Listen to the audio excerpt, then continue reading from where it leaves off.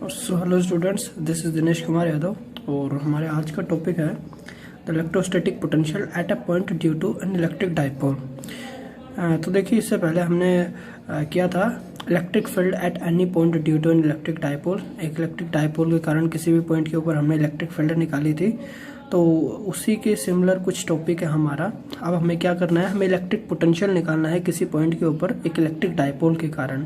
तो देखिए क्या करते हैं, सबसे पहले हम एक डाइपोल कंसिडर करते हैं। So suppose AB is an electric dipole whose length is 2a and O is the center of this dipole.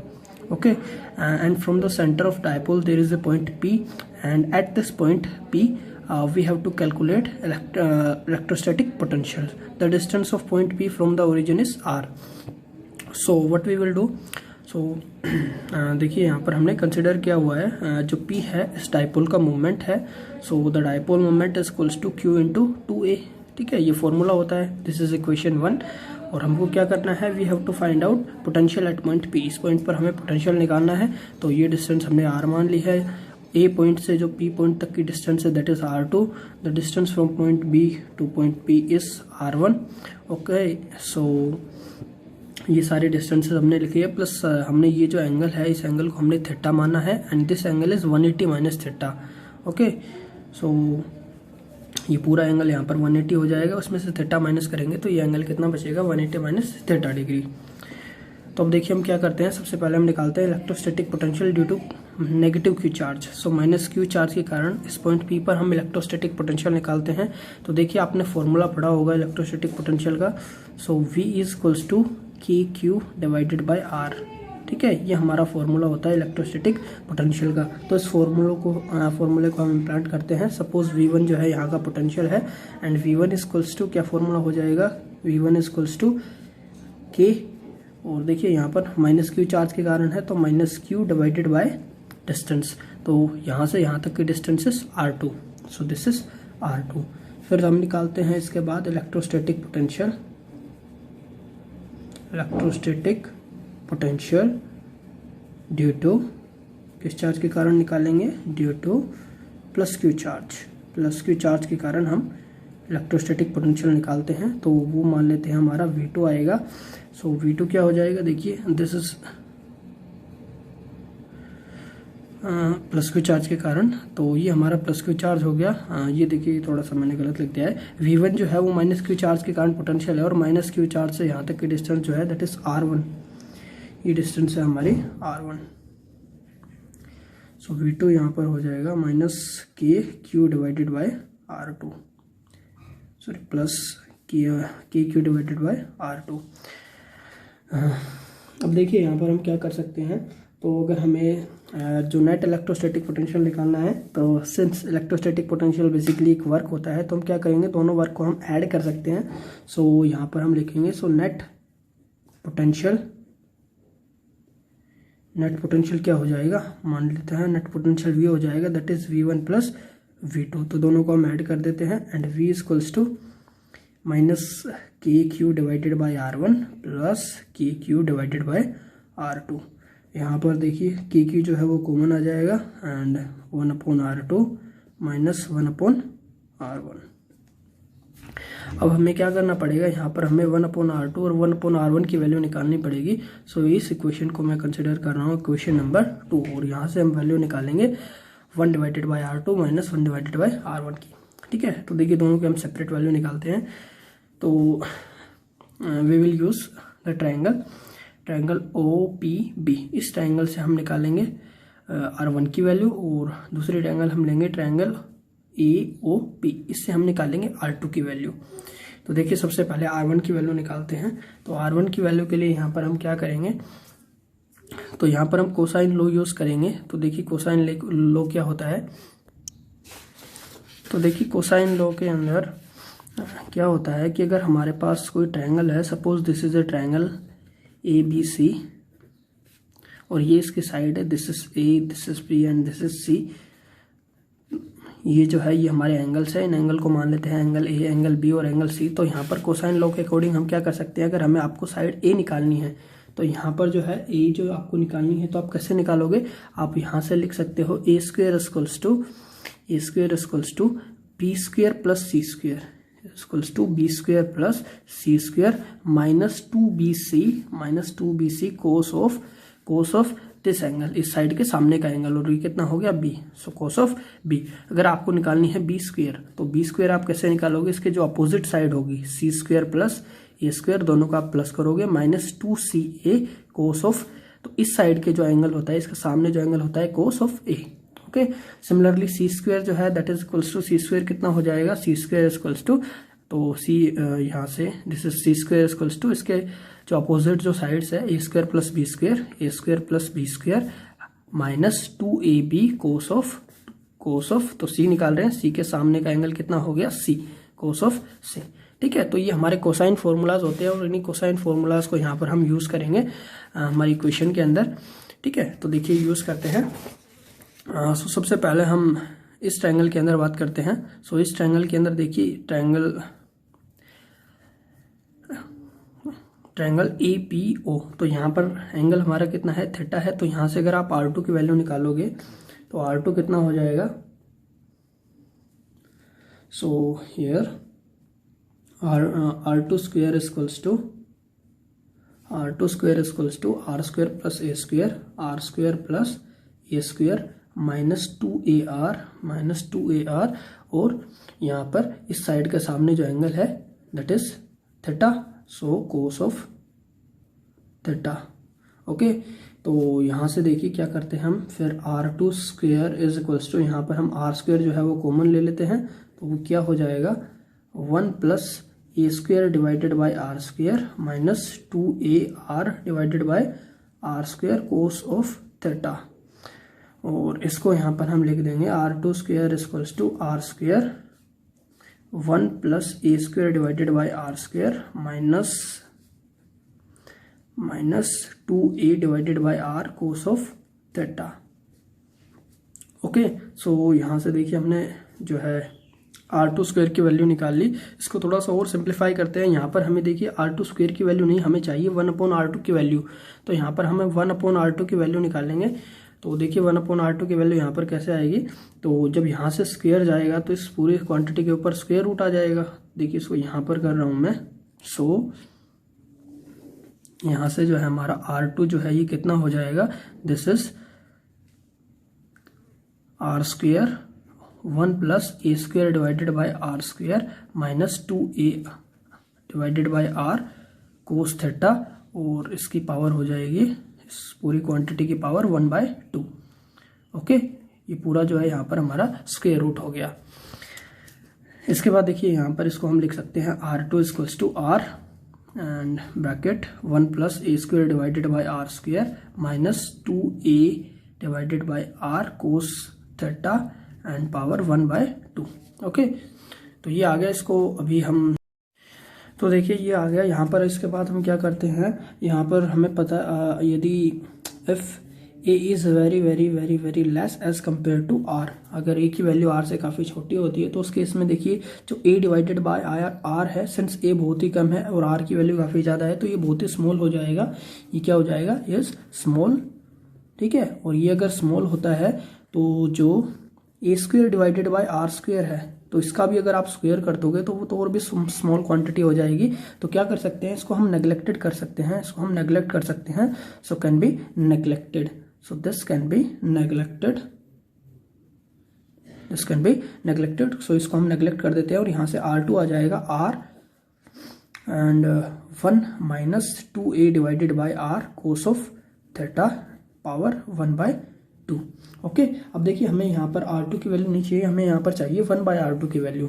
So 1/R2 देखिए यहाँ से कितना हो जाएगा, 1/R2 equals to 1/R and 1 minus 2a divided by R cos theta, इसकी power 1/2, sorry minus 1/2 हो जाएगा। ठीक है, तो ये हमने 1/R2 निकाल लिया and similarly we can find out 1/R1। So similarly 1/R1 is equals to 1/R and 1 plus 2a divided by r cos of theta। Okay, so similar method से आप इसको फाइंड आउट कर सकते हैं, -1/2 1/2। ठीक है, ठीक है। सिमिलर मेथड से सेम इसी तरीके से आप इसको निकाल सकते हैं। तो यहाँ पर एंगल थीटा था, अगर आप दूसरी ट्रायंगल लोगे तो उसमें एंगल आएगा 180 माइनस थीटा, और यहाँ पर माइनस आएगा और माइनस माइनस फिर ये प्लस हो जाएगा। 180 माइनस कोस 180 माइनस थीटा होता है -1, तो माइनस माइनस प्लस हो जाएगा और ये यहाँ पर प्लस का साइन आ जाएगा। बाकी जो पूरी क्वांटिटी है वो एज इट इज सेम रहेगी। तो हमने 1/r2 निकाल लिया, 1/r1 निकाल लिया। अब देखिए हमारी जो इक्वेशन 2 थी वो क्या थी। सो यूजिंग इक्वेशन 2 का हम यूज करते हैं। इक्वेशन 2 हमारी क्या थी, ये थी v is equals to K Q and 1/r2 minus 1/r1, 1/r2 minus 1/r1। Okay, so यहां पर इस इक्वेशन में हम वैल्यूज जो है उसको पुट करते हैं। सो v equals to K Q 1/r2। तो देखिए 1/r2 यहाँ पर कितना है 1/r and 1 + 2a divided by r cos of theta इसकी पावर -1/2, और 1/r1 कितना है 1/r1 है सॉरी मैंने उल्टा लिख दिया, r2 यहाँ पर नेगेटिव साइन आएगा r2 के केस में, और यहाँ पर पॉजिटिव साइन आएगा। सो 1/r and 1 + 2a divided by r cos of theta इसकी पावर -1/2, और ये हो गया। तो देखिए यहाँ से जो कॉमन आता है उसको हम कॉमन ले लेंगे। सो 1/r जो है वो पूरे में से कॉमन आ जाएगा एंड यहाँ पर हो जाएगा KQ/r। सो 1 - 2a कोस थीटा इसकी power -1/2 and -1 + 2a/r cos theta इसकी पावर भी -1/2। अब देखिए यहाँ पर हम क्या करते हैं, यहाँ पर हम बाइनोमियल एक्सपेंशन यूज करते हैं। So using binomial expansion. तो बाइनोमियल एक्सपेंशन देखिए कैसे यूज करते हैं। तो जनरली फिजिक्स में बाइनोमियल एक्सपेंशन हम ऐसे यूज करते हैं कि यहाँ पर ये जो पावर होती है ये इस क्वांटिटी से मल्टीप्लाई हो जाती है, ठीक है। यहाँ पर इससे मल्टीप्लाई हो जाएगी और इसको आप इस क्वांटिटी से मल्टीप्लाई करके लिख देते हैं, ठीक है। बाकी जो टर्म आती है वो बहुत ही स्मॉल होती है तो उनको हम नेग्लेक्ट कर देते हैं, ठीक है। तो यहाँ पर देखिए बाइनोमियल थ्योरम यूज करेंगे। सो v equals to K Q divided by r and 1। तो जब ये टर्म आगे आ जाएगी तो देखिए क्या होगा माइनस, तो यहाँ पर -1/2 2a divided by r cos theta and -1 + 1/2 -1/2 2a/r cos theta, ठीक है। सो जनरली फिजिक्स में बाइनोमियल थ्योरम जो है वो ये 2 टर्म तक ही यूज होती है। तो यहाँ पर ये जो -1/2 है ये इधर आके मल्टीप्लाई हो जाता है, जो -1/2 है ये इधर आके मल्टीप्लाई हो जाता है, ठीक है। तो यहाँ पर देखिए 2 से 2 कैंसिल हो गया, 2 से 2 कैंसिल हो गया, और इसको थोड़ा सिंप्लीफाई करके लिख देते हैं। v equals to K Q divided by r, KQ divided by r and this is 1 + a divided by r cos theta -1 - a divided by r cos theta. Okay, इसको थोड़ा सा हम और सिंप्लीफाई कर लेते हैं। KQ डिवाइडेड बाई r और यहाँ पर ये देखिए 1 + a/r कोस थीटा, यहाँ पर नेगेटिव जो है मल्टीप्लाई हो जाएगा -1 and minus plus a/r cos theta. Okay, so देखिए यहाँ पर -1 से +1 कैंसिल आउट हो गया, और जो v है that is equals to KQ divided by r and this is 1 + 1 2, so 2a cos theta divided by r। Okay, so यहाँ से देखिए Q × 2a, ये क्या हो जाएगा Q × 2a, this is dipole moment. So v equals to इसको हम लिख सकते हैं K P कोस थीटा, ठीक है, वेक्टर नहीं लगाएंगे अभी इस पे, P cos theta divided by r square. तो ये जो है ये हमारा यहाँ पर रिजल्ट हो गया, that is electrostatic potential due to an electric dipole. Okay, so ये हमारा फाइनल रिजल्ट हो गया। और अगर इसको वेक्टर फॉर्म में लिखना है तो हम इसको वेक्टर फॉर्म में भी लिख सकते हैं। We can write v equals to k p dot r vector unit vector r divided by r square,